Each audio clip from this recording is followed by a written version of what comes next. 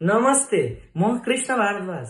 तपाईहरुलाई थाहा छ 7 दिन कसरी भयो, आइतबार कसरी भयो थाहा छ, सोमबार कसरी भयो थाहा छ?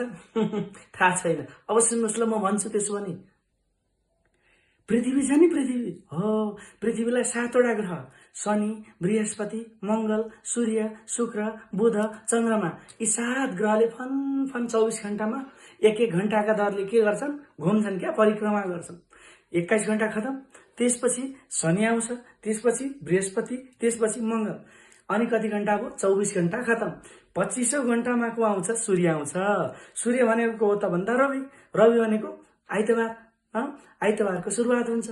त्यसपछि अर्को 25 घण्टामा को आइपुग्छ भन्दा चन्द्रमा, चन्द्रमा भनेको सोम, सोमबार। त्यसपछि अर्को 25 घण्टामा भौम अर्थात् मंगलबार। यसै गरी फन फन फन के त भन्दा आइतबार, सोमबार, मंगलबार गरेर 7 नवग्रह।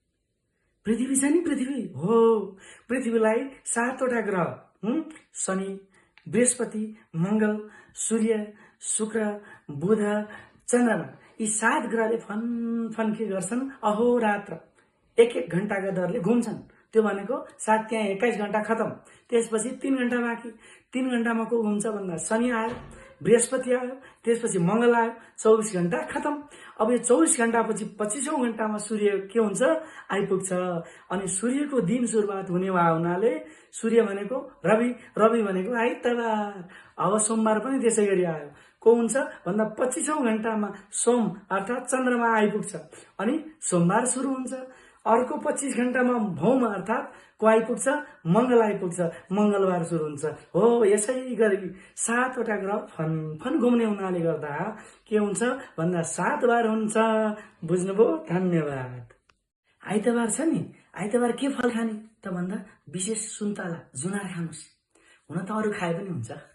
अनि आइतबार अब सबै कुरालाई समाधान गर्नका लागि, सबै समस्यालाई समाधान गर्नका लागि रातो टीका टक्क लगाउनुस्, ऊर्ध्वपुण्ड गरेर, ऊर्ध्व माथि गरेर लगाउनुस्।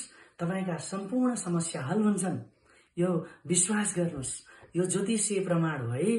यदि तपाईलाई विश्वास लाग्दैन भने मेरो भन्नु केही पनि छैन। धन्यवाद।